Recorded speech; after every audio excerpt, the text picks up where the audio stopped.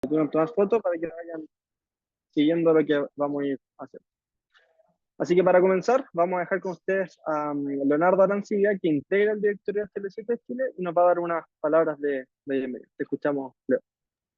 Muchas gracias, Ignacio. Primero que todo, muy buenas tardes a todos los presentes. Hay más de 270 conectados, probablemente llegue a más de 300, y esto habla de la importancia que ha tenido en los últimos tiempos la interoperabilidad. Probablemente hace algunos años atrás eran 30, con suerte, y esperaban que se conectaran más. Y eran los mismos de siempre, pero ahora somos los mismos y más aún en esto, y habla del rol que ha tenido la interoperabilidad en estos procesos, la aprobación de la ley de interoperabilidad que modifica la ley de derecho de ver el paciente. Entonces estamos en un camino que el ministerio también ha avanzado bastante, que ha empezado a recorrer, que se ha empezado también ya a ver sus resultados, y estamos entendiendo todas las importancias de eso. En mi caso, como jefe del Departamento de Transformación Digital de acá del Hospital Doctora Luisa Díaz de la Florida, y como representante también de la silla de prestadores institucionales del directorio de HL7, me alegra bastante que podamos avanzar ya en esto. Este es el primer taller. El día 8 de agosto partimos con lanzando el camino y el rumbo a esta Fire Connectathon. Pero es un camino que no puede detenerse, es un camino que hoy vamos a avanzar en un proceso de interoperabilidad, pero nos quedan muchos más. Es un proceso muy crítico, que está muy en boga hoy, que nos tiene a todos los prestadores institucionales agarrados del cuello, viendo cómo respondemos, ¿no?, a las revisiones que se están haciendo hoy de Contraloría y u otros más. Pero más que la auditoría, las revisiones que son parte de, es cómo no le estamos respondiendo a nuestros usuarios y nuestros pacientes ante su necesidad. Y ni siquiera tenemos muchas veces la capacidad de medirnos en cómo estamos. Así que aprovechemos este primer taller, que es dado por expertos muy importantes dentro a nivel nacional, uno de 4 talleres que más que se van a hacer. Así que la verdad es, como directorio, estamos encantados de poder aportar a este proceso, y esperemos que para ustedes también sea muy provechoso. Bien, muchas gracias, Leonardo, por esas palabras. La verdad que nos motiva bastante a seguir participando en estos talleres y nos enriquece mucho también al ver cómo ha ido creciendo la convocatoria que esto tiene. A continuación vamos a dejar a Jorge Herrera, que es jefe del departamento TIC del Ministerio de Salud, que también se va a dirigir a nosotros con unas palabras de bienvenida. Muchas gracias, Jorge, también por siempre acompañarnos en este camino. Ok, no, ningún problema. Un saludo cordial a todas y todos, que hoy día nos dirigimos y nos dedicamos a las tecnologías de información y comunicaciones, y en este proceso que tanto llevamos larga data tratando de interoperar. Y hoy día, gracias a la ley, pero también gracias al empuje que le hemos estado dando desde el año pasado junto con HL7 y junto con el SENS, hoy día ya estamos haciendo interoperabilidad de verdad, no la que pensábamos antes, sino con estándares semánticos, con estándares sintácticos, con procesos clínicos absolutamente repensados en lo que había que repensar solamente, para que hacer que estos sistemas hoy día pudieran conversar en primera consulta de especialidad. Para nosotros es un orgullo tener hoy día más de 300 personas interconectadas. De verdad que cuando empezamos con esto de las conectatones, nunca hemos imaginado lo exponencial que ha crecido, pero es genial, es absolutamente motivador pensar hoy día que estamos hablando de interoperabilidad, y la gente quiere entender, quiere saber lo que hay que hacer. No solamente por la ley, yo no me quiero quedar solo con la ley, porque la ley nos obliga a, pero somos nosotros, estos equipos, los que nos ponemos de acuerdo en cómo hacerlo, en cómo hacer esta realidad real de cómo interoperar, hoy obviamente acompañado por expertos tanto de HL7 como del Ministerio, precisamente para avanzar en esa línea. Y la invitación es, tanto público como privada, avanzar en 2 líneas. En lo público, obviamente, tenemos tiempos de espera interoperables, que tienen que ver cómo los pacientes y mejoramos esta adopción de los tiempos de espera, que para nosotros como sector es fundamental mejorar esos tiempos, tanto en los procesos, pero también en la gestión de información. Y lo otro tiene que ver con la agenda en APS, que es algo que todo el mundo dice, pero ¿cómo no pueden saber agendar por APS? ¿Cómo no puedo saber mis citas por APS? Para que esto sea estructurado y que sea funcional, bienvenido sea estas nuevas guías o estos nuevos trabajos que vamos a probar, porque nos permiten presentar. Para alguien podría ser como de perogrullo hacerlo, Pero en realidad cuando hablamos de estándar y cuando hablamos de más de 2.400 establecimientos, no es el perogrullo el que nos sirve, sino que seamos ordenados y que seamos concretos en las fases que vamos a hacer. Por eso es importante en este tipo de trabajos y en la Conectatón ser constantes. Yo los invito a ser constantes, a participar en los ciclos que vienen, porque cuando llegue en enero vamos a ir avanzando fuertemente. Pero sin dejar afuera el mundo privado, nosotros tenemos un desafío que tiene que ver con las atenciones de urgencia. Y la atención de urgencia mezcla público y privado. Y por lo tanto también es súper importante que participen fuertemente en este trabajo colaborativo que involucra interoperabilidad en esta línea. Tanto que pacientes pueden transitar del mundo privado al público y del público al privado en cualquier momento, dada la urgencia y localización geográfica de este país. Y algo que sí o sí vamos a hacer, y esta es la invitación fuerte al resumen del paciente. Es fundamental tener un resumen de paciente porque es la línea base para cumplir con la ley. Cuando hablamos de la ley con un conjunto básico de datos, lo que vamos a mover son resúmenes de pacientes, de un lado para otro, y se va a ir enriqueciendo este resumen de pacientes. Yo no les quiero dar la lata porque en realidad para eso podemos estar horas conversando, sino que al contrario, invitarlos fuertemente a que participen, a que sean activos en este proceso. Y créanme que desde el Ministerio de Salud, junto con la gente de HL7 y del CENS, estamos fuertemente comprometidos en ir a avanzar en concretar lo que es interoperabilidad. Para decir, y fuertemente, el otro día estuvimos con gente de la OPS por un tema de vacunas y nos decían, Chile la está llevando en temas de interoperabilidad. Ahí César les puede contar un poco más, que era un actor fundamental. Pero el mensaje fue súper claro, nos están siguiendo de las cosas que estamos haciendo. Y como lo estamos haciendo bien, es importante participar en estas conectatón. Y por eso celebro mucho que estemos todos juntos y podamos concretar este trabajo. Así que un abrazo y gracias por el compromiso y la participación. Un abrazo. Chao. Muchas gracias, Jorge, por esas palabras.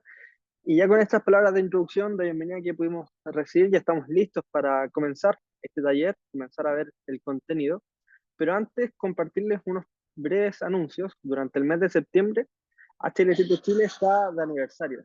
Cumplimos 5 años en el país y vamos a estar subiendo harto contenido interesante, varias novedades y también tendremos un concurso. Así que los invito también a los más de 300 conectados a que nos sigan en redes sociales para que estén atentos a las novedades y sorpresas que tendremos para ustedes. Muy bien. Dicho eso, vamos a comenzar con el taller. Vamos a dejar con ustedes a Juan José Ortega, asesor de la Unidad de Interoperabilidad del Ministerio de Salud, quien nos va a presentar una introducción a lo que es la interoperabilidad. Te escuchamos, Juan José. Bienvenido. Hola, buenas tardes a todos y a todas.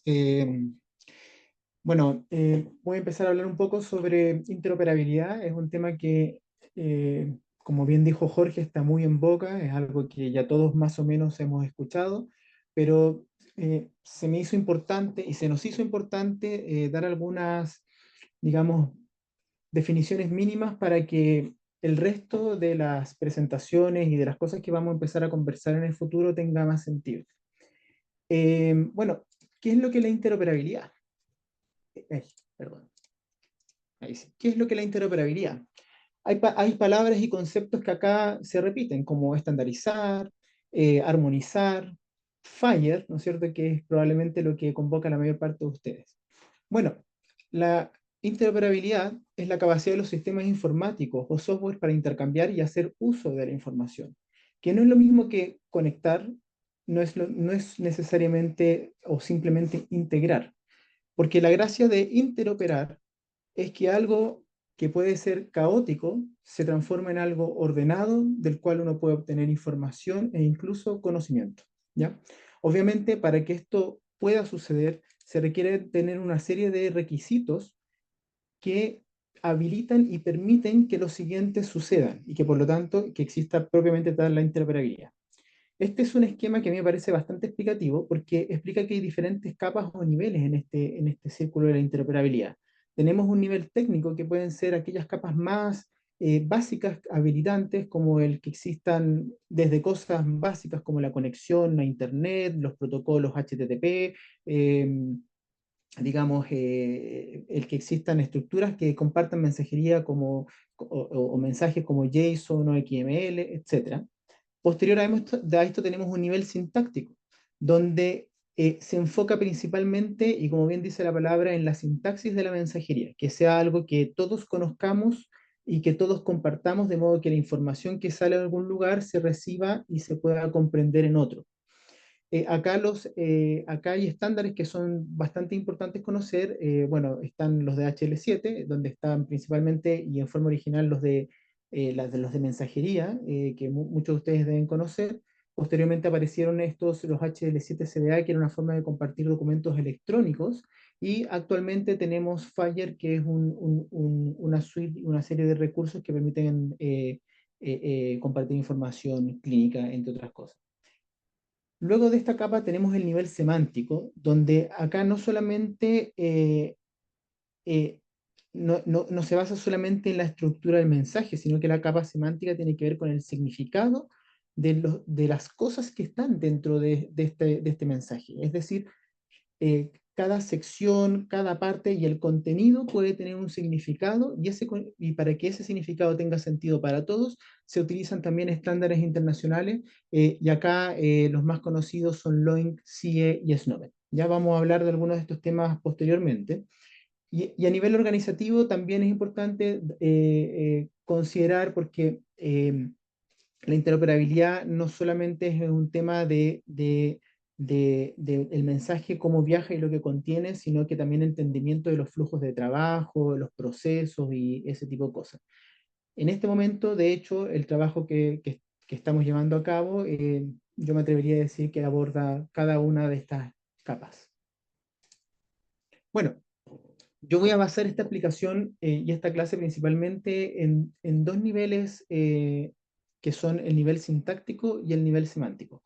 Como mencioné anteriormente, el nivel sintáctico es la estructura del mensaje. Acá nosotros tenemos los estándares HL7 como la versión 2, versión 3 y Fire, también los CDA que había comentado anteriormente, y hay varios perfiles de la IHE que también hablan de un poco de ciertas estructuras del mensaje que pueden ser interesantes de considerar para algunos proyectos. Los estándares de mensajería, que son los que se basa esta interoperabilidad sintáctica, definen la estructura y el contenido de los datos, que se pueden intercambiar entre sistemas, así como las políticas y procedimientos que guían este intercambio de datos. ¿Ya? Aquí nosotros vemos un clásico HL7 de mensajería versión 2.5, donde la estructura del mensaje está basada en estos palitos y pilotes, como se le dice coloquialmente, y como pueden ver, se esbozan ciertas separaciones dentro del mensaje, donde hay ciertas áreas donde se puede observar cierta información clínica, como perfil lipídico, el LDL calculado, el colesterol, los triglicéridos, etc. Esto sigue siendo muy útil, se utiliza bastante aún hoy en día para conectar algunos sistemas y particularmente incluso dispositivos médicos con los sistemas de registro, eh, pero tenía ciertas limitaciones, tiene ciertas limitaciones y HL7 ha promovido desde hace algunos años el estándar FHIR para intercambiar mensajería. Este es un estándar de datos que ayuda al intercambio de información electrónica médica y está basado en recursos que habitualmente uno definiría como de tipo REST, y se puede clasificar en diferentes categorías, pero las más importantes diría yo que son las categorías clínicas que tienen toda la información relacionada a observaciones, que son cada una de las cosas que los clínicos pueden observar, los diagnósticos, etc. El área administrativa, que tiene obviamente contenido administrativo, representaciones del flujo de trabajo, perfiles financieros, como pueden ser incluso de la cobertura de seguros o cosas de ese tipo, algunas categorías de conformidad que tienen que ver con respecto a la creación y el diseño de los recursos FHIR, como también digamos, el enmarco en donde el servidor puede decir cuáles son las capacidades que contiene este servidor y la infraestructura. Nosotros tenemos para los recursos FHIR una página que uno puede ver cada uno de los recursos que conforman este estándar, pero hay que poner énfasis que este es un estándar que aún está en desarrollo, y no quiere decir que sea inmaduro, no, para nada. Lo que pasa es que sigue creciendo, sigue avanzando y puede empezar a incorporar nuevas cosas que hay que mantener en atención básicamente siempre, ¿ya? Hay algunos recursos que pueden tener un grado de madurez menor, otros que ya son bastante maduros y probados incluso en forma internacional, y además es un estándar que para poder ser normativo requiere ciertos procesos donde la misma comunidad, entre comillas, puede, digamos, aceptar que este recurso se mantenga como se ideó. Este es un recurso típico, acá yo elegí el recurso Patreon porque es un recurso muy transversal, y las guías habitualmente se ven de esta manera, o sea, uno ve un recurso donde tiene una serie de atributos, donde uno puede ver una cardinalidad, donde uno puede ver el tipo del dominio al cual corresponde, y habitualmente descripciones constantes o ciertas reglas que hay que considerar para poder crear la mensajería para poder utilizar este recurso. También aparecen los métodos de búsqueda, las operaciones básicas del recurso, todo está en las guías de implementación y en las descripciones de los recursos. Esta información obviamente se va a explicar más a detalle en las presentaciones posteriores.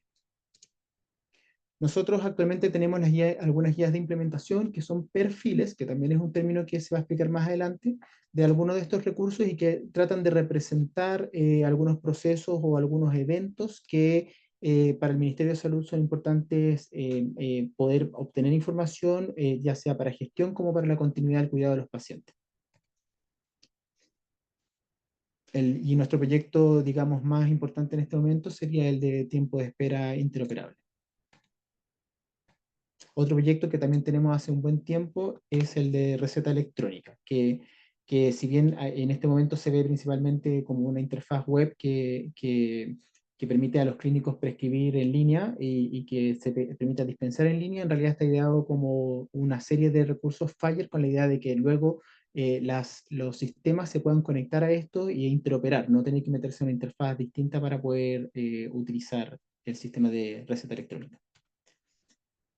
Entonces, si bien el nivel sintáctico se basa en la estructura del mensaje, el nivel semántico requiere de terminologías estándares para poder existir. Como había mencionado anteriormente, aquí están los CIEs, que son los sistemas de categoría que tiene la OMS para poder estructurar diagnósticos y que tiene un fin principalmente estadístico. Tenemos SNOMED y tenemos LOIN. ¿Qué es una terminología clínica? Una terminología clínica es un lenguaje que las personas y los sistemas pueden utilizar para comunicar datos de salud. Hay de diferentes tipos, yo lo dividí en internacionales, nacionales y locales. Los internacionales, como había mencionado anteriormente, los más importantes son CIE 10 y CIE 11 actualmente. Tenemos SNOMED CT, que es uno de los que nosotros más vamos a promover. LOINC también terminología bastante importante, se utiliza entre otras cosas para poder representar exámenes de laboratorio, entre otros, y también los values set de HL7. Tenemos los nacionales, como pueden ser los códigos DAIS, y también no hay que desconocer que existen realidades, conjuntos de códigos y codificaciones y vocabularios controlados que pueden tener incluso en los lugares donde ustedes trabajan, en algunas instituciones, ¿no es cierto? Y que muchas veces es importante mantener por un tema de mantener el contexto y la trazabilidad hacia atrás. ¿Ya? Por lo tanto, lo hemos considerado también como parte de las terminologías con ciertas limitaciones. ¿Para qué sirve usar terminologías? Bueno, para precisión y consistencia, porque evita los malentendidos y las confusiones. Permite la interoperabilidad, como había mencionado anteriormente, y también se permite de una manera bastante más fácil utilizar datos secundarios y recuperación de datos tanto para el análisis como para la toma de decisiones en el futuro. Sin embargo, las terminologías más grandes son conjuntos de información y de conceptos principalmente que son muy grandes y pueden ser un tanto difíciles de abordar, particularmente SNOMED y CIE 10.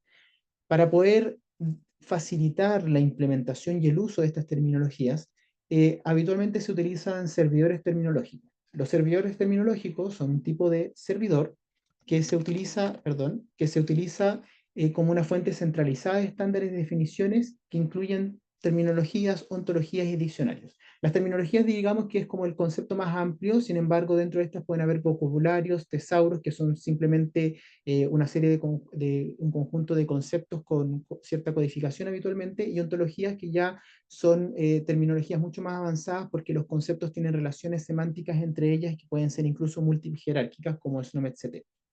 ¿Ya?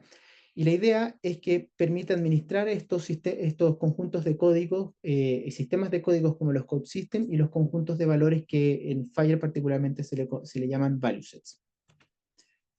El servidor terminológico, por lo tanto, permite un acceso rápido y eficiente a los datos terminológicos, facilita la estandarización y consistencia en la presentación de los datos clínicos, mejora la interoperabilidad de los sistemas, permite facilitar compartir los códigos y también los mapeos. Yo voy a dar algunos ejemplos muy breves más adelante.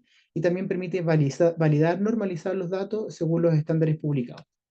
Acá tengo algunas funciones comunes de un servicio de terminología. No pretendo que en este momento explicarlos con gran desarrollo, porque para eso van a haber algunas sesiones en el futuro.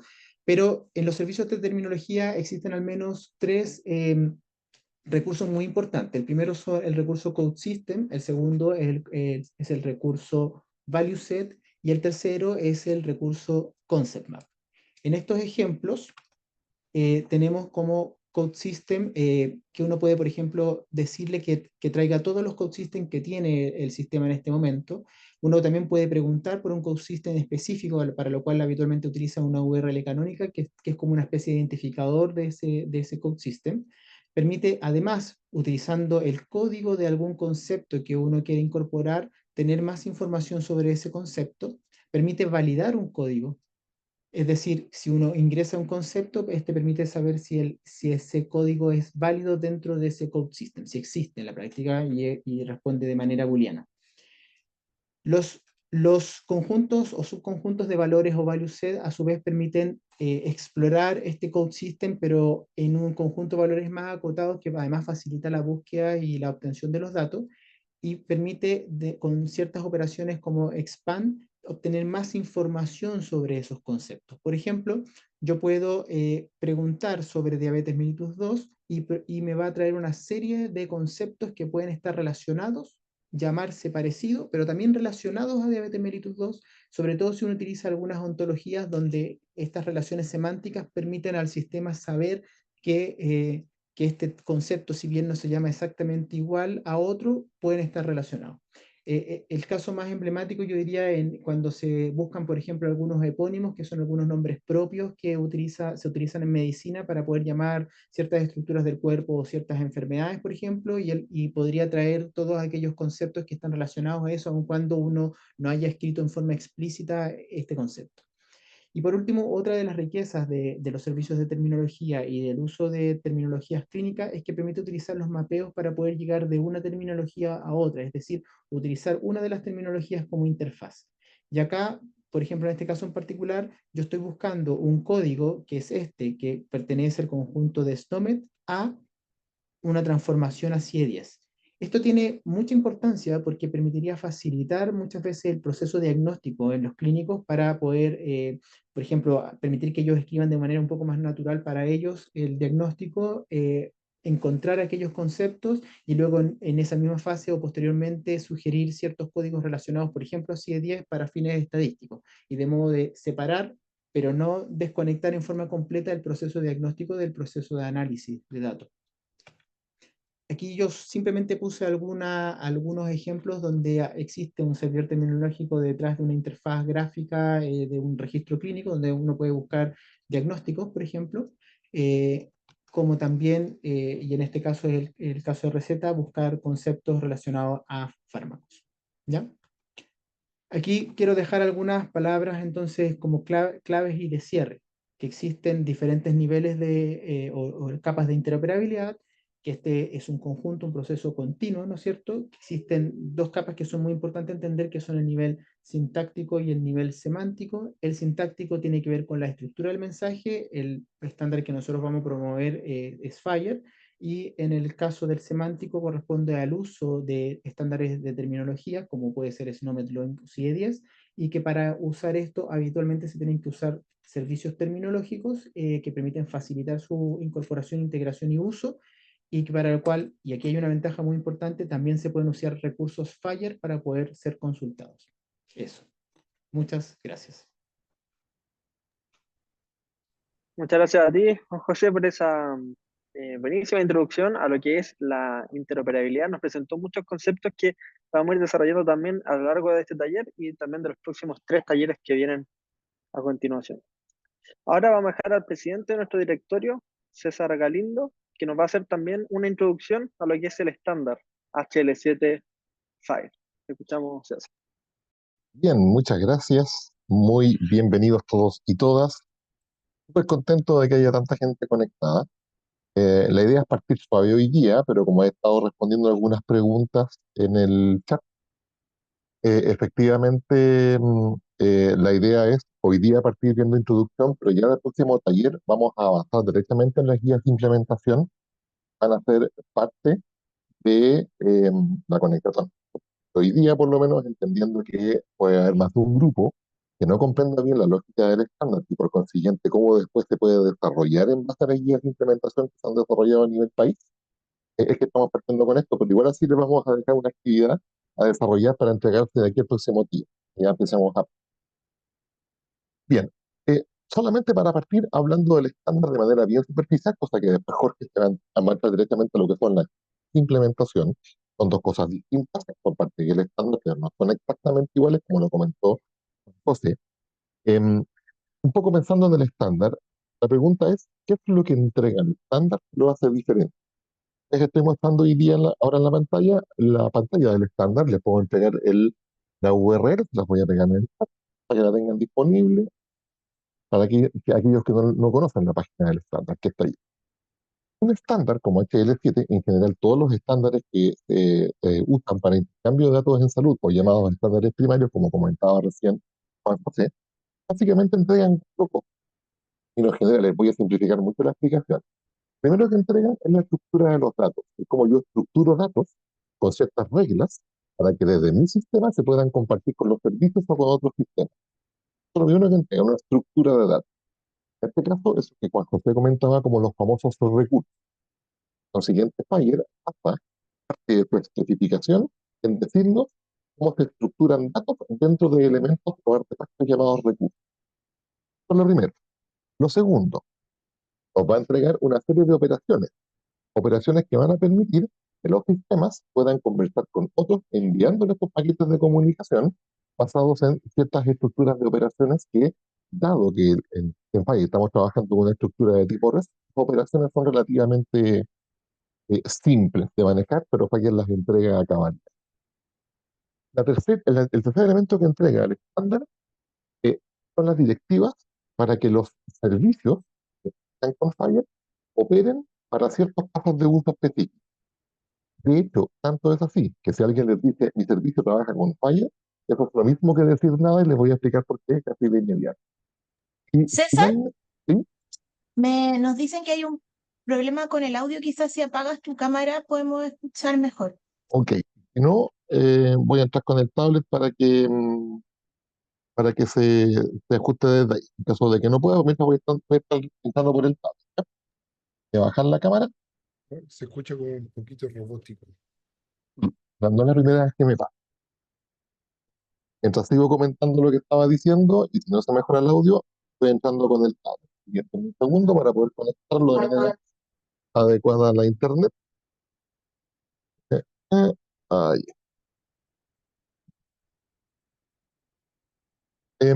Lo que les estaba comentando es que el estándar trabaja en estos tres elementos. El tercero vendría a ser todo aquello relacionado con la estructura de las operaciones para poder trabajar con los servidores.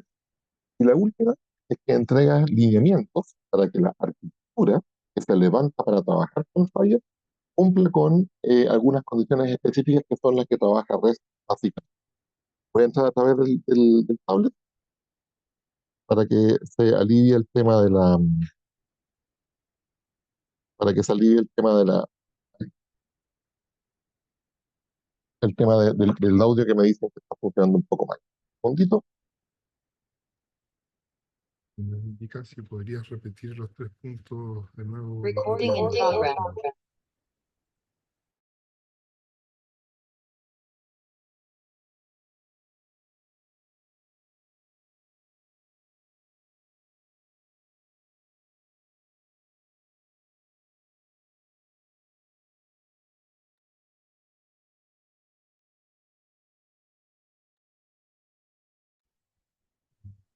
Tiene problemas de pico. Ya, a ver, entré César, con el tablet, que me ahí parece se, que se llama. ahí se escucha mejor. ¿Se escucha mejor ahí? Sí.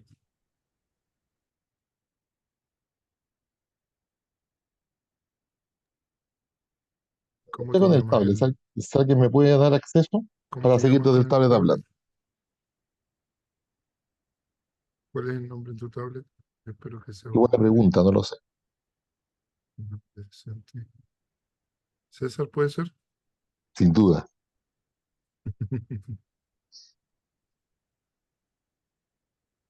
César, dicen si puedes repetir, porque se te escuchó súper mal.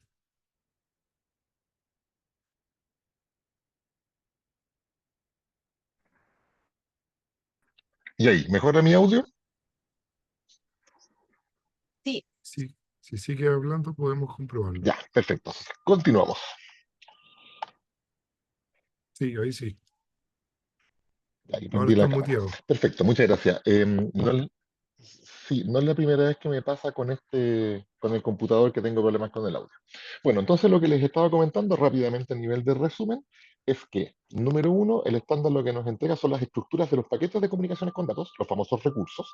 Nos entrega las operaciones con las cuales puedo hacer que esos paquetes se comuniquen o se integren con otros sistemas. Lo tercero, me entrega reglas de cómo puedo levantar los servicios, los backends.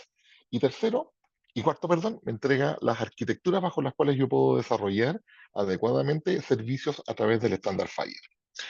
Lo que estamos viendo en la pantalla es básicamente el estándar, se los pegué en el chat, la URL, y si ustedes se dan cuenta, el estándar tiene varias versiones. De hecho, actualmente estamos trabajando, o el estándar está trabajando en la versión 5, evolucionando hacia la versión 6. Sin embargo, en Chile, nosotros lo que vamos a hacer es que vamos a estar trabajando con la versión 4. La razón por la cual trabajamos con la versión 4 es porque la guía Core Nacional, que es una guía desarrollada por HL7 Chile, que se usa como es como tomar el estándar y llevarlo a la realidad nacional, está hecha en la versión 4 y por consiguiente no tiene mucho sentido migrarla a una versión posterior. Posiblemente cuando tengamos la versión 6 del estándar va a valer la pena hacerlo. Pero por ahora no, así que estamos trabajando con la versión 4. ¿Eso es malo? De ninguna manera, simplemente esa es nuestra regla hoy día. ¿Que la versión 5 agrega más cosas? Sí, sin duda, pero la versión 4 es suficientemente buena para poder desarrollar todo aquello que nosotros queramos en la evolución que hoy día estamos llevando como país. Bueno, el estándar tiene varias lengüetitas, de hecho el estándar tiene el formato de una guía de implementación, sobre la cual Jorge les va a hablar en un ratito más, y me voy a centrar básicamente en los elementos que les acabo de conversar, que son las estructuras que contienen los datos que uno va a transportar cuando habla en Fire. Y esos vendrían a ser los recursos que se encuentran en la cuarta lengüeta. La versión 4 del estándar, ahí están, la versión 4 del estándar, voy a ver por categoría, tal como lo comentaba recién Juan José, trabaja con 147, perdón, 142 recursos desarrollados. Y la versión 5 trabaja ya con 157, pero eso no es un problema, insisto, porque el haber decidido trabajar acá nos deja en esta posición y nos cubre todo lo que necesitamos. Eh, Voy a repetir un poco lo que dijo Juanjo en ese sentido para que quede bien afiatado. Estos son los recursos, cada uno de ellos es un recurso y está categorizado según el ámbito de acción de cada recurso. Y cada uno de ellos tiene al ladito un numerito o una letra. Ese número indica el grado de madurez, cuán evolucionado está el modelo de datos que caracteriza ese recurso, partiendo desde cero y llegando hasta 5, que es la n. 5 es normativo, eso quiere decir que si un recurso aquí está con una n, en versión 4, quiere decir que es el mismo recurso de la versión 5 y posteriormente en la versión 6 porque ya está completo. No se va a modificar más. Todo aquel que tiene un número menor que eso sí se va a modificar en el tiempo. Si me preguntan a mí, eso no afecta mucho en la medida que sea lo que uno adopta. Eh, aquí tenemos las categorías y cada una de ellas contiene un set de recursos. Por ejemplo, los más famosos o los que uno más tiende a pensar que se puede utilizar son los de individuos, donde uno puede destacar el recurso denominado paciente o el recurso denominado prestador. Sin embargo, en entidades está la organización, en diagnósticos está la observación, en resumen está el procedimiento, en fin. Tenemos una serie de recursos disponibles aquí para ser usados. Cuando uno entra a un recurso, voy a cambiar el de Juan José para que no sea exactamente el mismo, así que voy a entrar al de condición. Cuando uno entra a un recurso, el recurso tiene una estructura que está determinada, que comienza con un pequeño resumen de para qué es este recurso, una explicación de para qué se aplica este recurso, el alcance del uso de este recurso en particular, un montón de ejemplos ahí donde uno podría aplicar este recurso, y finalmente este recurso, cómo se vincula para poder desarrollar casos clínicos. Y aquí voy a hacer un punto especial. Cuando yo envío un recurso, la explicación en REST de lo que es un recurso es una unidad mínima de información. Entonces, si yo dijera César Galindo, eso no significa nada desde el punto de vista de datos clínicos o de información. Si yo dijera César Galindo, diabetes mellitus, completamente separado, sin ninguna forma de unir diabetes mellitus como diagnóstico de César Galindo, tampoco tiene sentido ni diabetes mellitus ni César Galindo como conjunto de datos. Así que un recurso de por sí, solito, no significa nada en un contexto clínico. Pesa cero. Y esa es la razón por la cual los recursos en Fire tienen clínicamente vinculaciones uno con los otros, lo que, lo que les permite generar en conjunto conceptos e historias que tienen sentido clínico. Lo que estamos viendo aquí nosotros es todos aquellos recursos del estándar que eventualmente poseen una vinculación informática con el recurso paciente. Y finalmente abajo, no finalmente, aún falta un poco que desarrollar, está la estructura de datos que configura este recurso. Para los que trabajan con bases de datos, esto les va a hacer sentido. En realidad lo que tenemos aquí, el recurso vendría a ser como una tabla, una base de datos relacional, y lo que tenemos adentro son los elementos de esa tabla. Así funciona más o menos, pero con algunas reglas especiales. Entonces, en este caso, el recurso denominado condition tiene adentro todos estos elementos de datos, en donde estos elementos de datos pueden tener también diferentes características que están dadas por el tipo de ese elemento. Entonces, por ejemplo, el recurso condition posee un elemento de tipo identificador, pero ese identificador, si ustedes se dan cuenta aquí, tiene una cajita. Esa cajita, si yo la quiero, esa cajita implica que el elemento identificador también es una estructura. ¿Y cómo yo puedo saber qué elementos contiene un identificador? Todo aquel que tiene una cajita, si yo pincho en el tipo, me va a indicar cómo es su estructura.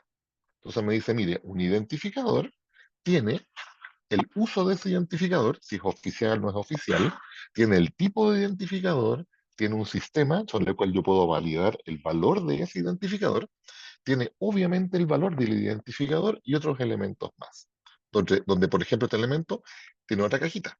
Así que también tiene una estructura que si yo la pincho puedo entrar ahí. Otros elementos que posee un recurso eventualmente, aquí están todos con cajita, son aquellos que tienen esta barra, que es como un editor de texto.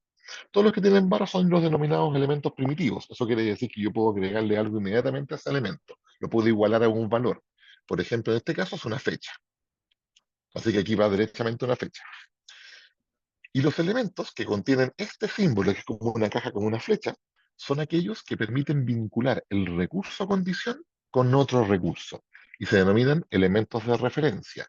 Eso quiere decir que este elemento condición, que este recurso condición, en su elemento subject, se puede hacer una vinculación a un recurso paciente.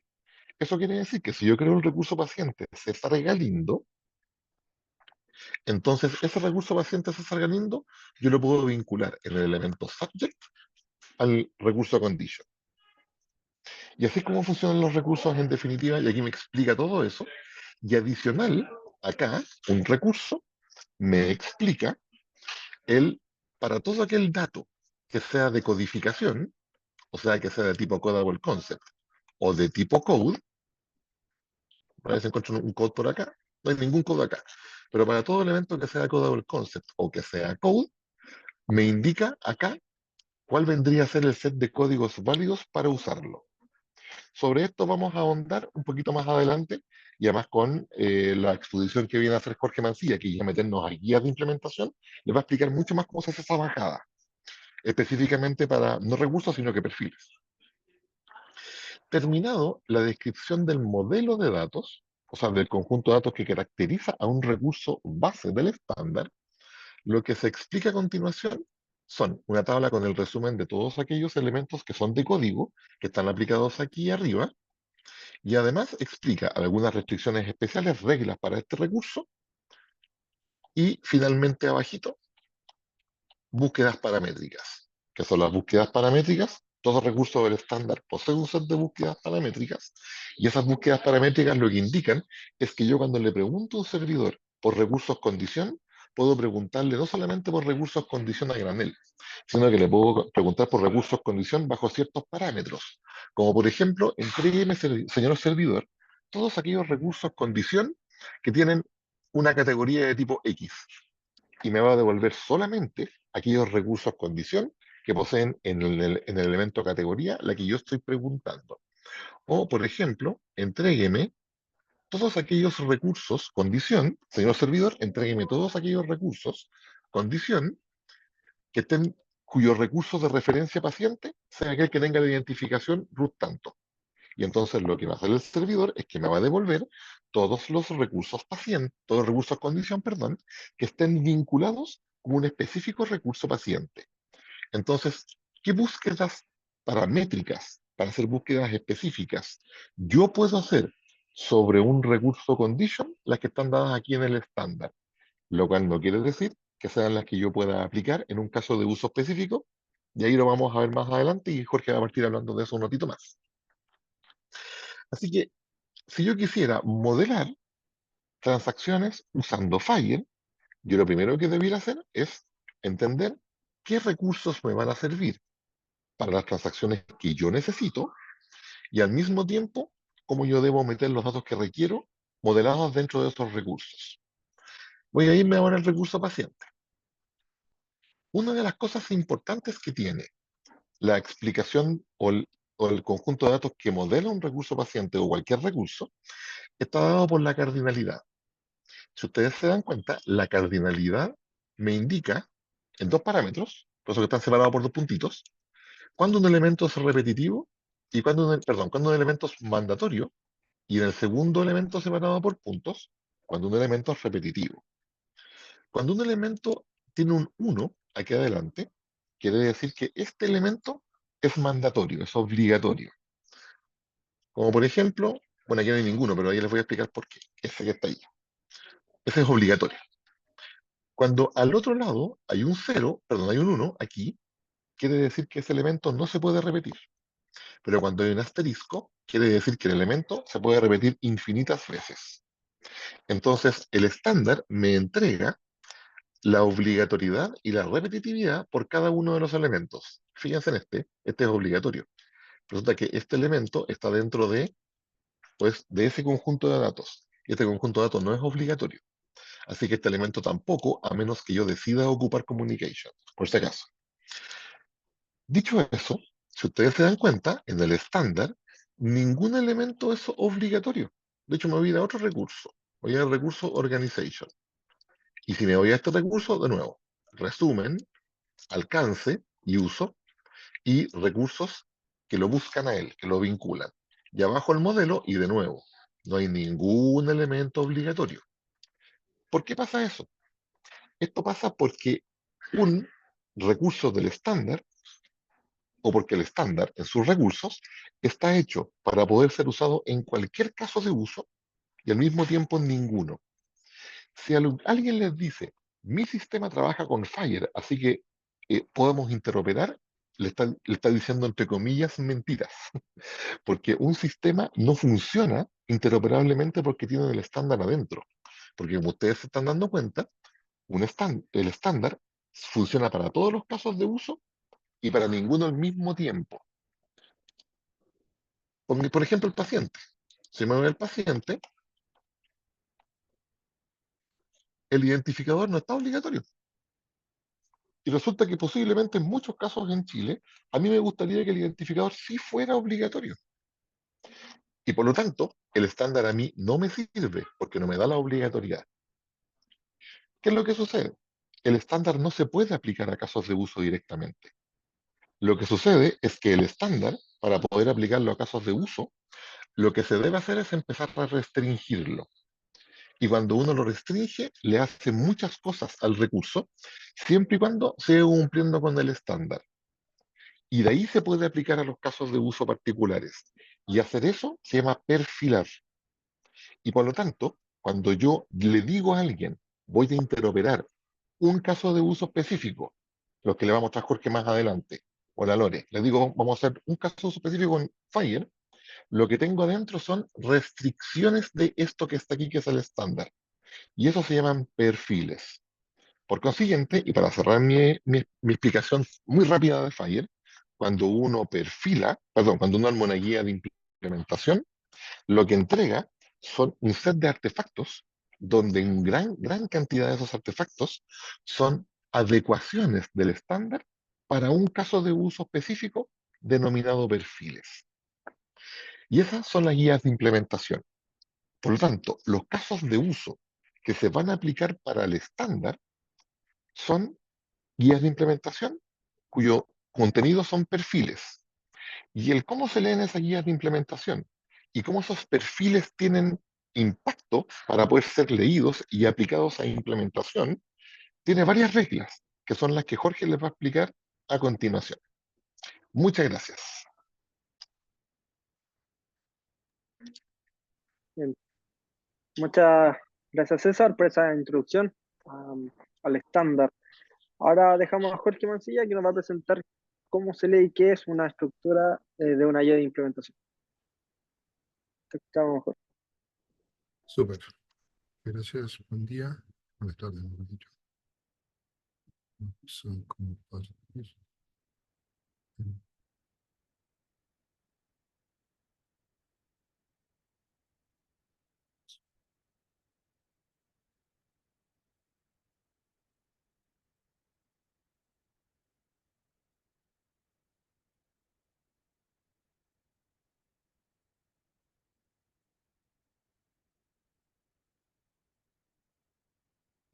Ahí se ve la pantalla. Ya, súper. Bueno, como decían, yo les voy a presentar un poquito la guía de implementación, pero ya, bueno, la guía de implementación que nosotros hemos desarrollado. Bueno, yo soy Jorge Mancilla, trabajo soy informático médico, trabajo en ISAL, en la unidad de interoperabilidad, en el Departamento de Tecnología e Información, TIC, en el Ministerio de Salud. Entonces, vamos de lleno a ver, en honor al tiempo, igual no podemos profundizar mucho, así que vamos a ir súper superficial, pero obviamente están los canales abiertos para que nos vayan preguntando, después vayan sacando dudas, están los canales ahora también apareciendo preguntas al tiro, así que podemos ir avanzando. Lo primero es, ¿por qué tenemos que crear guía? Si el estándar, si cuando nosotros, todo lo que hemos visto ya, lo que nos mostró Juan José, lo que nos mostró César, nosotros vamos al estándar, vemos que están los recursos ya creados, vemos que tenemos, César dijo que teníamos 140, 150 recursos ya creados en este momento. Entonces decimos, ¿por qué tenemos que crear guía? ¿Para qué? Eso es porque, primero que todo, el estándar cumple una regla que es muy esencial, la regla del 80-20.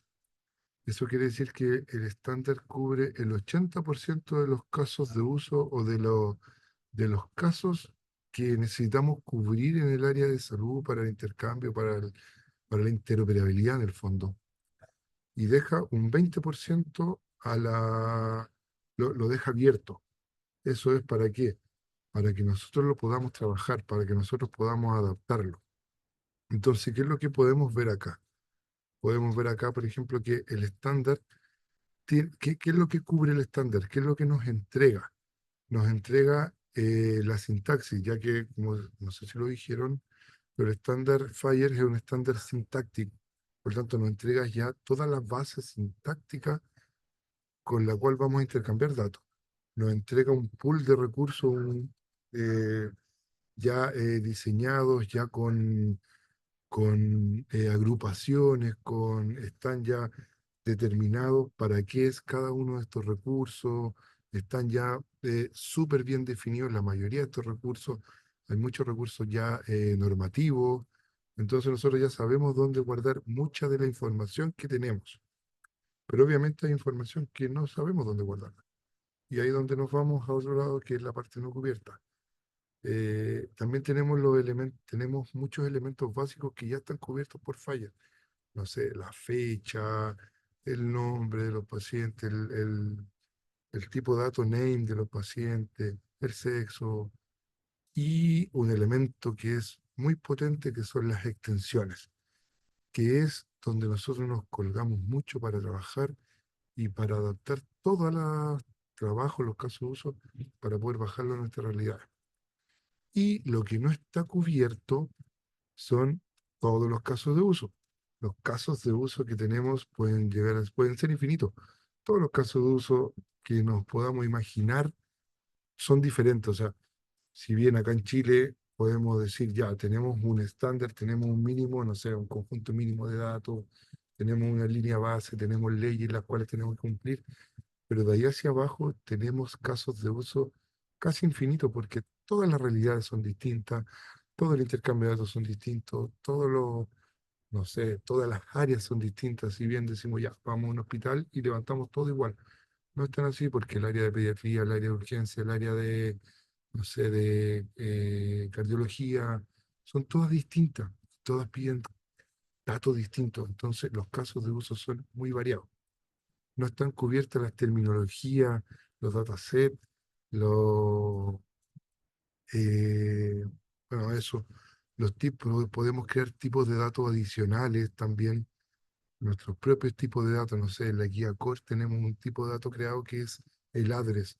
Dentro de ese address nosotros tenemos estructurada, por ejemplo, toda la estructura de dirección en Chile, que es la comuna, la provincia, la ciudad, tal cual como en Chile debería ser, deberíamos almacenar la dirección de un paciente.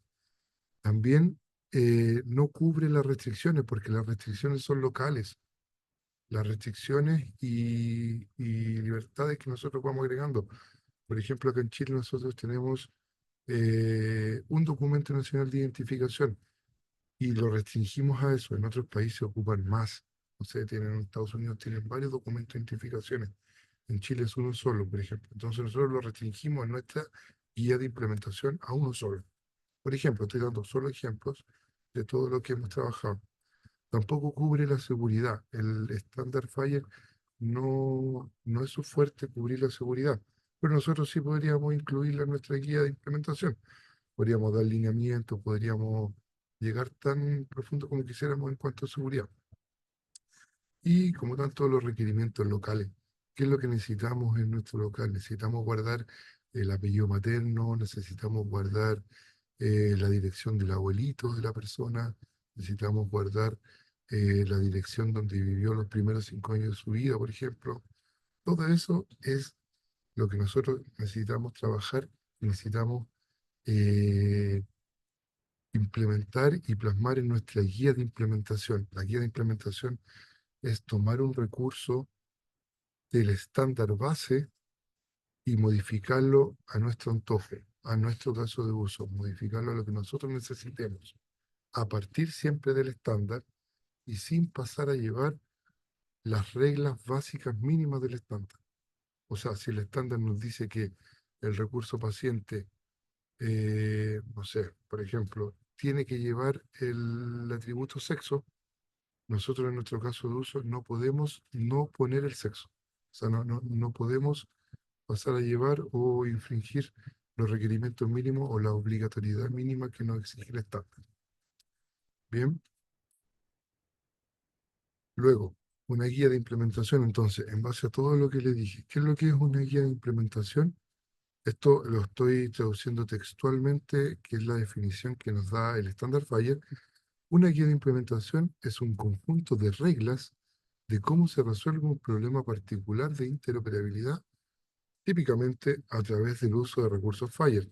Típicamente es porque puede ser con otro tipo de estándares, con otro tipo de recursos, pero como lo estamos bajando acá al estándar Fire, nosotros estamos haciendo guía de implementación Fire, lo trabajamos con Fire. Aquí pueden ver la referencia de dónde sacamos esto, que es la referencia, es la definición de Fire. Entonces, ¿qué nos da una guía? Nos da reglas computables. Nosotros creamos reglas, creamos restricciones, creamos grupos de valores que son computables, que después nosotros, todo lo que hacemos con una guía es computable. Todas las modificaciones que hacemos con una guía son computables, las cuales después las procesamos con las máquinas en el fondo y podemos sacar datos, podemos procesar toda esa información. La gracia de estas guías es que estas reglas computables también las diseñamos y son visibles para los humanos y son eh, visibles, son entendibles, se pueden entender de una manera muy fácil por los humanos. Las podemos ver y las podemos entender de una manera muy simple, muy fácil. Además, en esta guía, de ahí les voy a mostrar una guía, se pueden agregar muchas descripciones de tipo narrativa. ¿Sí?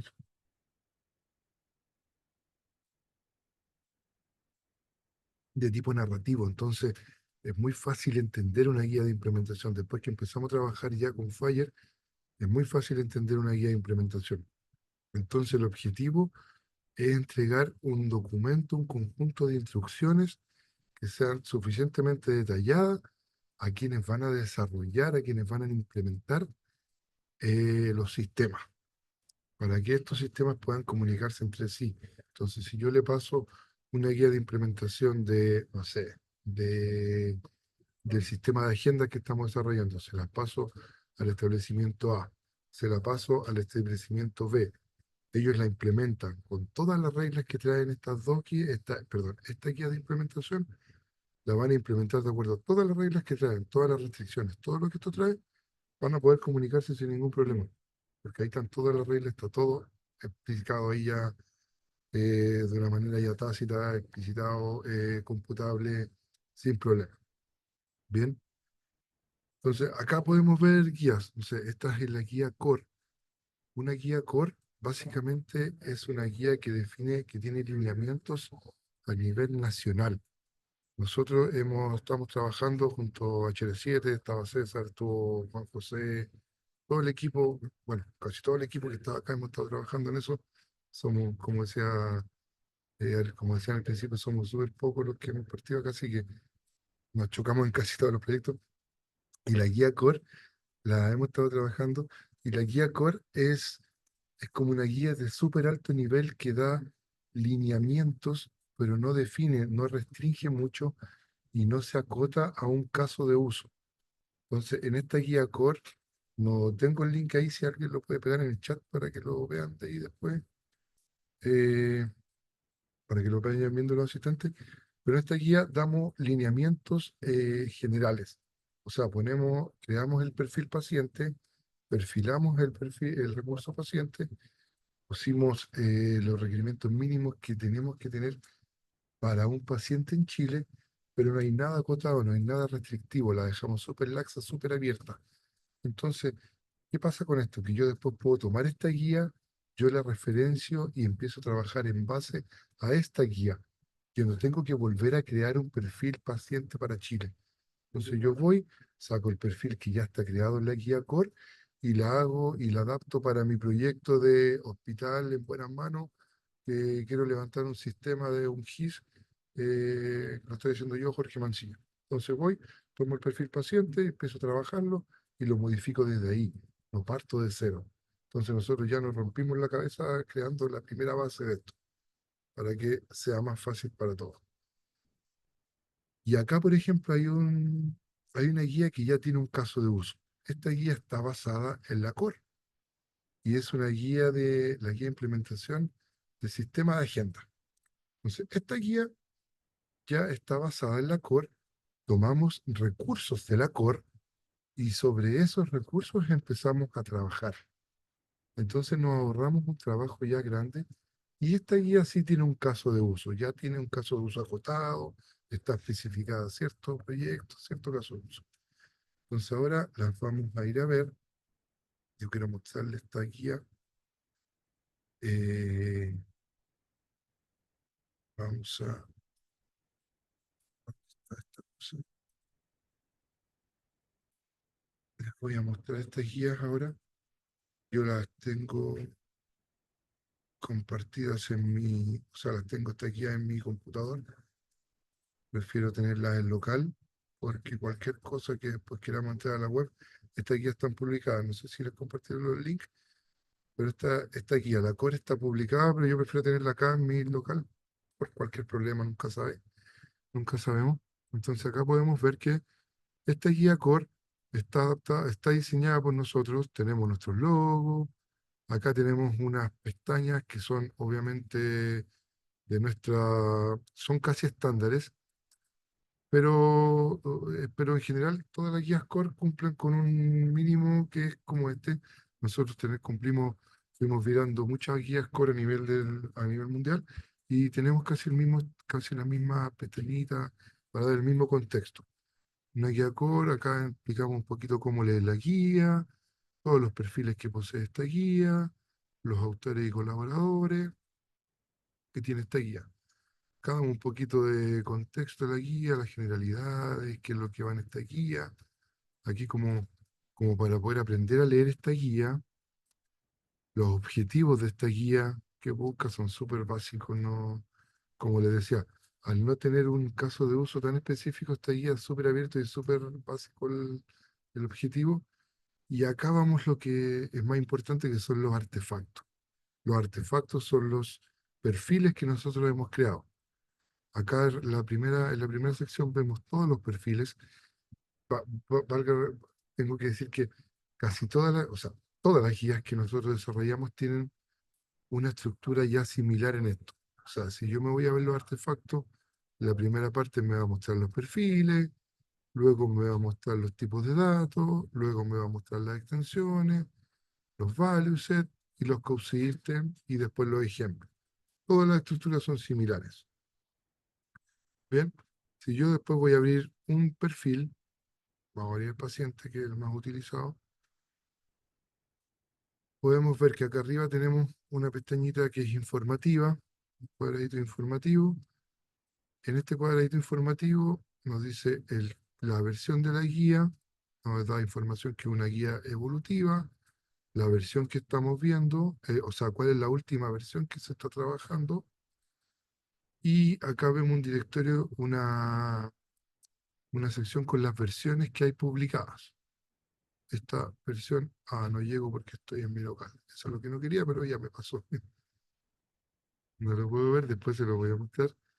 Ya, acá tenemos una estructura genérica, que es el contenido. Tenemos una descripción, que son todos los campos. Aquí nos da una descripción de cada uno de los elementos que tiene esta guía más abajo.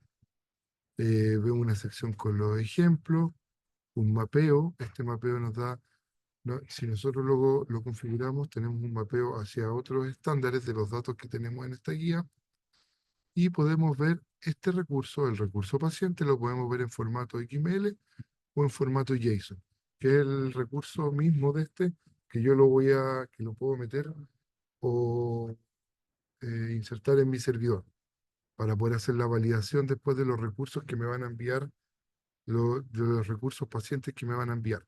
Entonces, ¿qué pasa? Yo con este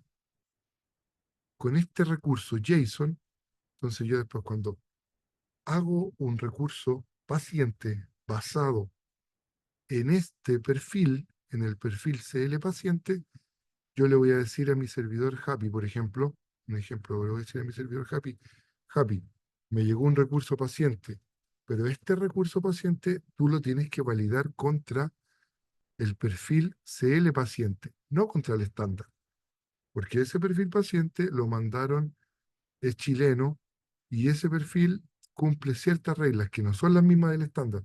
Le agregaron datos, le eliminaron datos, le restringieron datos. Entonces tienes que validármelo contra este perfil. Y esa es la gracia de perfilar, poner restricciones. Entonces ya no va a ser lo mismo que el estándar, ya tenemos diferencia. Luego, si seguimos viendo, acá vemos, no sé, la versión del recurso, el nombre computable en el fondo del recurso. Acá vemos un poco de información, nos van entregando información de este tipo de recursos. Y acá abajo llegamos a ver los elementos que aquí ya le habló un poquito César. Como decía, el paciente puede ser como la tabla, perdón, como la base de datos y como la tabla había dicho. No lo recuerdo ya. Pero bueno, acá está el recurso paciente y acá vemos todos los elementos que incluye el recurso paciente y, bueno, su cardinalidad, el tipo de datos. No sé, mira, acá nosotros, por ejemplo, yo le hablé antes de las extensiones. nosotros acá generamos para este recurso, creamos extensiones. Creamos la extensión identidad de género, sexo biológico y nacionalidad. Estas extensiones no vienen desde el estándar, nosotros las creamos porque en nuestra realidad local, en Chile, necesitamos estos datos. Entonces los creamos, pero decimos, chuta, ya, identidad de género. ¿Y qué datos van en identidad de género? Me pueden poner cualquier valor, cualquier nombre, o mal escrito, no sé. Entonces, además, vemos que este es un tipo de codiable concept, por lo tanto, este tipo de datos va a tener un binding asociado, que es un value set. Entonces, si nosotros vamos a ver este value set, vemos que es una lista de valores asociados a este elemento. Entonces vemos que acá tenemos un grupo de valores. Entonces, para la identidad de género, ¿qué valores puede tomar? Puede tomar el valor 1, 2, 3, 4, 5, 6, 7 y cada uno de estos valores hace referencia a masculino, femenina, transgénero masculino, transgénero femenina, etc. Entonces, esta es una extensión que nosotros creamos. Bien, también nosotros podemos modificar la cardinalidad. En este caso aquí, por ejemplo, nosotros modificamos la cardinalidad del nombre. El estándar dice que viene la cardinalidad, disculpen, de 0 a muchos, pero aquí nosotros hicimos un slice y dijimos que el nombre oficial es solo 1. Entonces tiene que venir, o sea, al menos 1. O sea, puede venir vacío o 1. Entonces aquí nosotros lo modificamos y tiene que venir de 0 a 1. Luego, ¿qué otro valor modificamos acá nosotros? No sé, acá en el contacto agregamos otra extensión que es el ID contacto. En el fondo es la identificación, el rol. Pero si se fijan, esto tiene casi el mismo formato que mostró César delante. Vemos acá que tiene la cardinalidad, el tipo de elemento y la descripción. Y acá también tenemos esta letrita que es una S. Esta letrita significa que es más summary. O sea que este elemento tiene que estar aceptado por los servidores. O sea, tiene que soportarlo. Si yo lo envío, tiene que soportarlo. Lo que no quiere decir que es obligatorio. Pero en caso de que yo lo envío, lo tiene que aceptar. No lo puede rechazar. ¿Bien? Acá yo estoy viendo la pestañita diferencial. El diferencial me muestra todo lo que yo he modificado desde el estándar o desde el recurso que yo estoy referenciando. Aquí podemos ver, aquí nos muestra de dónde estoy, desde qué recurso yo estoy trabajando. Me dice que esta estructura está derivada del recurso paciente, desde el estándar. Entonces, aquí me muestra todo lo que yo he cambiado. Y la vista snapshot me muestra todo el dato, todos los datos que tiene el recurso paciente. Y aquí ya se nos agranda un poco la vista. Aquí está todo, todo, todo. Luego, quiero ir a mostrarle acá abajo, un poquito más rápido ya. Este es como la revisión QA. Y aquí nosotros podemos ver... no, esta no era la que tenía que mostrar, disculpen. Ya, eso es lo que le iba a mostrar de acuerdo a la core. Luego, le iba a mostrar ahora la guía de agenda. Esta guía de agenda es un caso de uso ya en el cual estamos trabajando, no es una guía que esté publicada.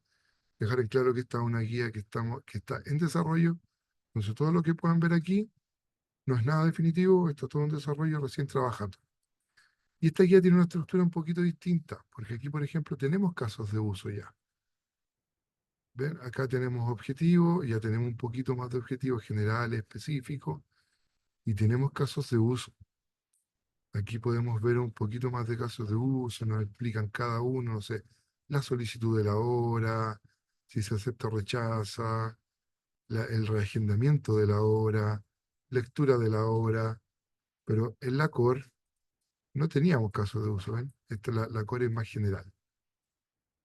Pero acá ya tenemos casos de uso, o sea, nos estamos aplicando, nos estamos enfocando en algo mucho más específico, solo en esto. Entonces, esta es la guía de agenda, ya tenemos un poco más de especificidad, más específica. nos dan un poquito de contexto ya de seguridad también, ya que es un caso de uso específico que se va a trabajar lo más probable en algún ambiente controlado, por tanto, tiene que tener un poquito más de seguridad. Nos explican aquí cómo va a ser esa seguridad también. Y acá nos podemos ir a los artefactos.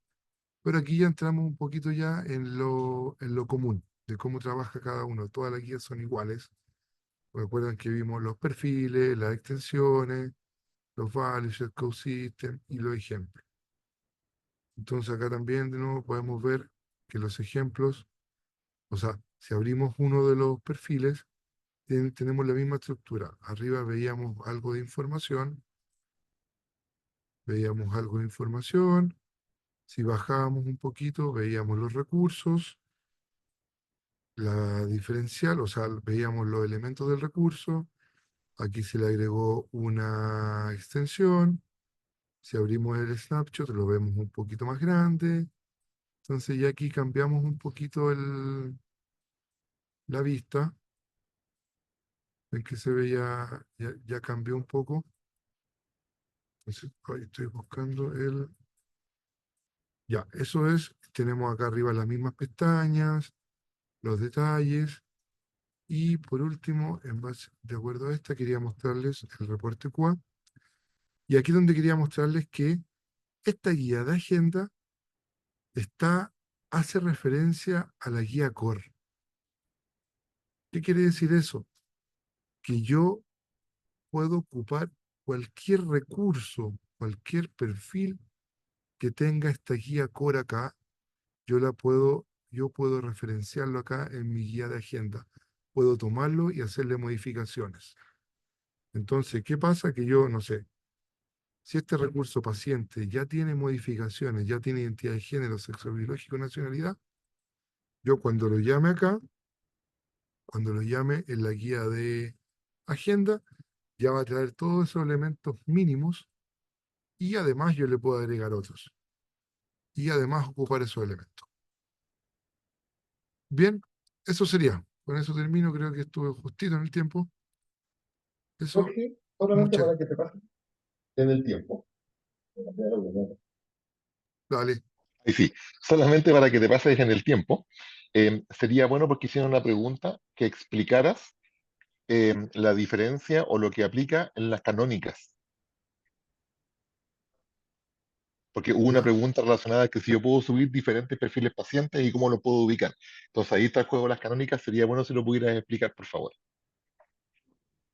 Subir, disculpa, no entendí la pregunta.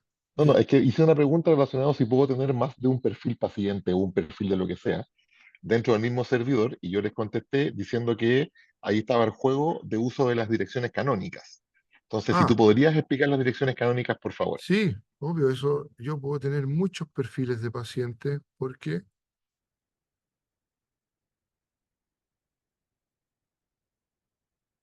espérate que está sonando. Ya. Yo acá, por ejemplo, esta es mi guía, no sé, a ver, vamos acá. Yo acá sí tengo, ¿dónde está el perfil de paciente? Yo acá tengo mi perfil paciente. Este paciente tiene esta URL. Esa es su URL canónica en el fondo.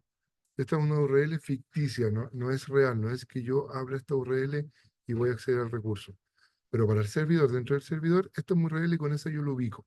Entonces, si yo puedo crear muchos perfiles pacientes y cada uno va a tener diferentes URL aquí.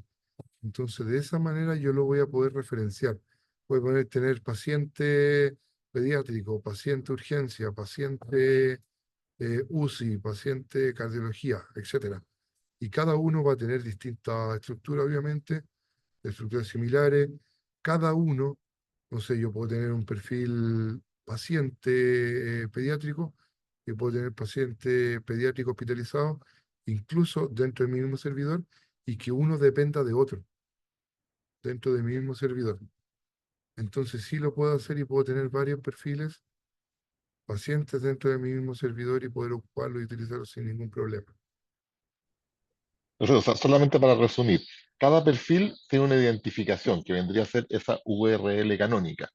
Y por consiguiente, si genero dos perfiles pacientes para diferentes casos de uso, cada uno de ellos va a tener una dirección canónica distinta.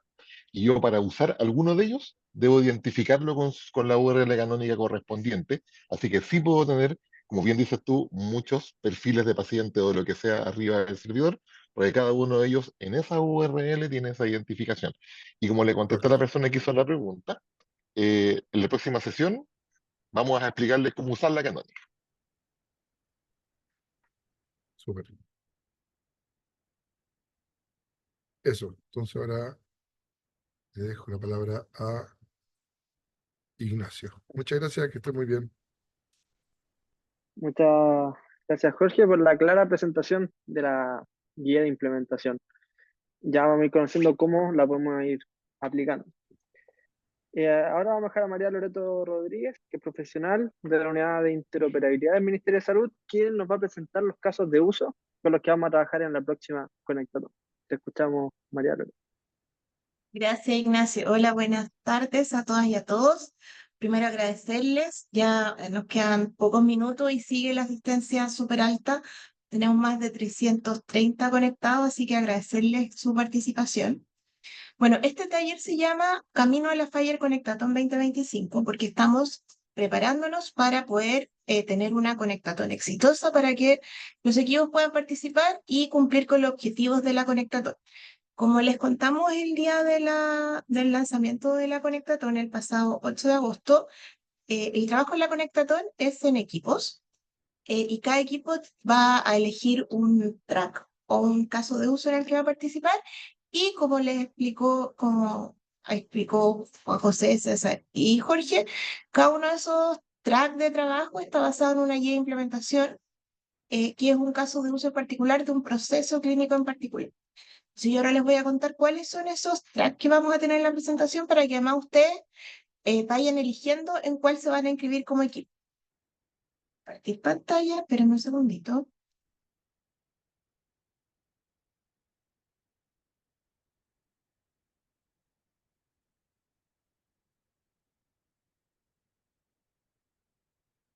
Ahí sí. Entonces, bueno, estos son los casos de uso que vamos a tener en la FIRE Conectaton CL. Los que participaron el año pasado en la Conectaton se recordarán que nosotros hicimos los tracks de, por ejemplo, tiempos de espera para nueva consulta de especialidad, para primera consulta de especialidad desde APS a secundario. Vimos receta electrónica y vimos el maestro de pacientes. Esos eran tres procesos que son altamente críticos para el Ministerio de Salud y para este año nuevamente se han elegido cuatro procesos que son muy importantes y que están muy alineados con la estrategia de interoperabilidad y con la implementación que tenemos que hacer de la ley de interoperabilidad de fichas clínicas que se promulgó en el pasado mayo. El primer caso de uso es una extensión de los tiempos de espera. Ampliamos ya no solo para la nueva consulta de especialidad, sino que ahora incluimos la indicación de intervención quirúrgica. Como ustedes habrán visto seguramente en la prensa, las listas de espera y los tiempos de espera son un tema trascendental para el Ministerio de Salud. Mejorar la gestión de la lista de espera es una tarea a la que todo el Ministerio está abocado, por lo tanto, el objetivo de la guía de implementación de tiempo de espera es interoperar la gestión de la solicitud de intervención quirúrgica, y esto quiere decir que la información esté disponible en todo el proceso, desde la indicación de cirugía, la evaluación prequirúrgica, la agenda en tabla, la misma cirugía y el postquirúrgico, y que la información acompañe las decisiones tanto del equipo clínico como del paciente durante todo el proceso. El segundo track tiene que ver con el proceso de atención de urgencia. Es muy importante conocer, tanto para el paciente como para la red asistencial, el estado en el que está una atención de urgencia. Por eso el segundo track está asociado a una guía de implementación que estamos desarrollando y que tiene como objetivo interoperar la trazabilidad de los pacientes durante el proceso de atención de urgencia, y este proceso lo hemos definido con 4 eventos. Estos eventos se pueden repetir y no necesariamente son lineales, pero son los 4 más característicos, que son la admisión, la categorización o el triage, la atención o múltiples atenciones que recibe un paciente cuando está en una urgencia, y finalmente el egreso, que lo conocemos en la red como el fin del proceso y el dato de atención de urgencia. El tercer track es la guía de implementación que les mostraba Jorge recién, que tiene que ver con la gestión de el agendamiento de citas médicas en establecimientos de atención primaria, en los consultorios, los SFAM, etc. Y este proceso va desde la solicitud que se hace para un agendamiento y todo el cambio de estados que tiene, perdón, que tiene esa agenda hasta que es confirmada la cita y es atendido el paciente. Y el cuarto track es la adaptación chilena del HL7 FHIR International Patient Summary, que es un resumen de los datos clínicos más relevantes del paciente para dar continuidad al cuidado. ¿Qué es lo que y los módulos que están incluidos en el resumen son la medicación que ese paciente recibe, las alergias que tiene, los problemas de salud crónicos que presenta, su estado de inmunización, las vacunas que él tiene, los resultados de exámenes, el resumen de los procedimientos, la hoja de alta de los procedimientos y otros elementos que se pueden ir agregando en el futuro. Entonces, la idea es que nosotros tengamos esa homologación para que tengamos información clínica disponible para la continuidad del cuidado tanto en la red pública como en la red privada. Así que los esperamos. Esa es una foto de nuestra Conectatón del año pasado. Esperamos que todos los 300 que estén aquí participando puedan acompañarnos de forma presencial el 8, 9 y 10 de enero en nuestra próxima Conectatón. Muchas gracias. Súper. Muchas gracias, María Loreto, y a todos también los expositores que tuvimos hoy día. La verdad que fue un contenido de mucha calidad que nos permitió y nos sirvió de mucho aprendizaje para ir preparando el camino rumbo a la Conectatón.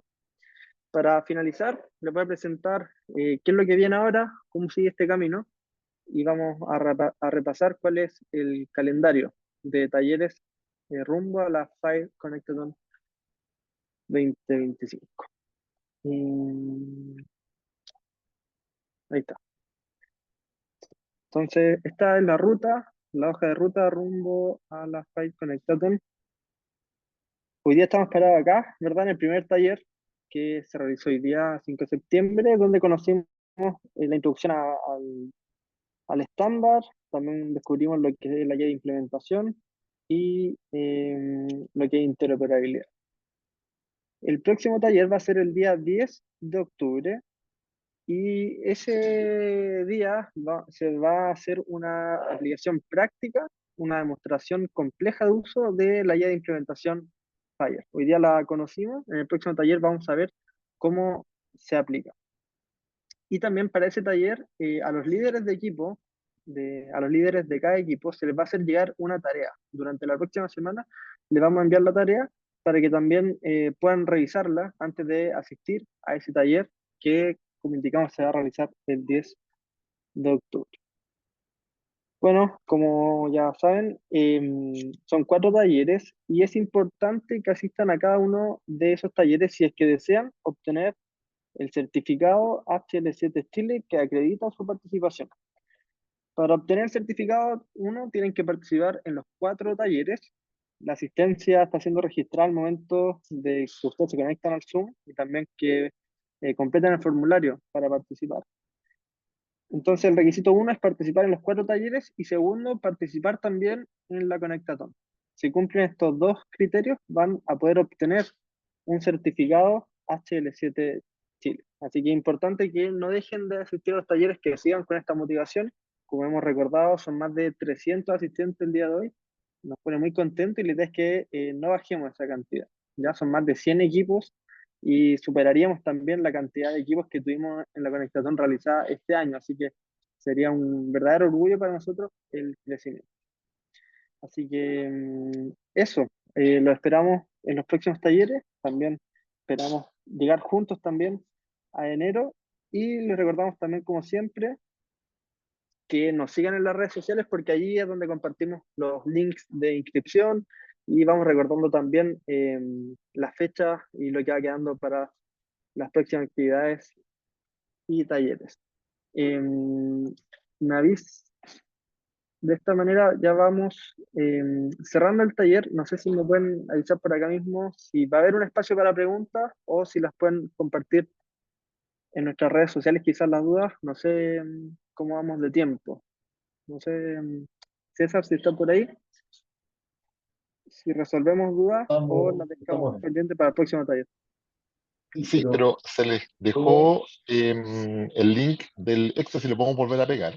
Hay un link a un Excel donde ustedes pueden, posterior incluso a la presentación de hoy día, escribirnos algunas preguntas que hayan quedado en el tintero y si colocan su correo, les podemos contestar ahí o tienen acceso al Excel para que de ahí también ustedes puedan ir viendo las respuestas que les vamos a entregar. Así que pueden subirlas ahí. Les Es un recuerdo que la Word. próxima semana les vamos a mandar un ejercicio a cada uno de a los jefes de grupo que tiene que estar resuelto de aquí al próximo taller. Súper. Entonces ahí colocaron en el chat el, el documento compartido donde pueden dejar sus preguntas que vamos a ir resolviendo apenas la revisión.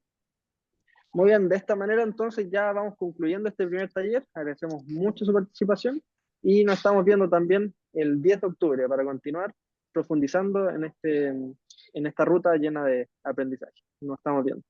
Sí, me preguntan por el link, no sé si lo pegaron de nuevo en el chat. Ahí está, perfecto. Nada, no he dicho Sí, nada. es un Word, no es un Excel. Es un Word, ya, Un perfecto. par de anuncios, están preguntando por la inscripción. Toda la información siempre están mirándola en la página de HL7. Ahí tengo mi cámara apagada. Toda la información, por favor, véanla en la página HL7. Los que son de la red pública, los que son MinSal, hemos bajado la información a través de sus servicios de salud. Así que si no les ha llegado, consulten o si no, contáctense con la unidad de interoperabilidad, por favor. Y la inscripción para la misma Conectatón la vamos a habilitar a fin de año, perdón, a fin de mes. Pero recuerden que si quieren la certificación es necesario que participen en todos los talleres. Eso. Sí, más preguntas hay. Cuando ustedes se inscribieron, había un jefe de grupo, a él le va a llegar la información. Primero. Segundo, la asistencia la tomamos nosotros, así que la tenemos. A todos aquellos grupos que no les llegó la invitación, se pueden contactar con nosotros, conmigo o con nosotros en LinkedIn, y ahí nosotros arreglamos si es que hubo un problema con la inscripción. Y sí, para cada taller les vamos a pedir inscripción, por favor, porque yo sé que es un poco engorroso, pero número uno, porque así nosotros tenemos una contabilidad de los equipos que se van inscribiendo por taller, lo cual para nosotros es importante en la trazabilidad de los equipos. Y segundo, porque en algunos equipos hay modificaciones, entonces la pueden ahí realizar en la segunda inscripción para cada taller.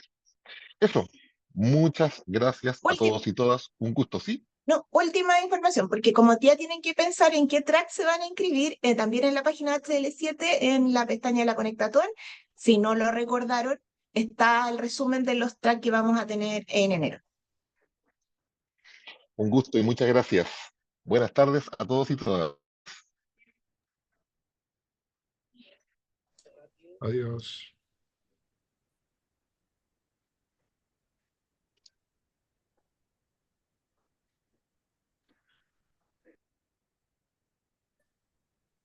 Yo creo que efectivamente podemos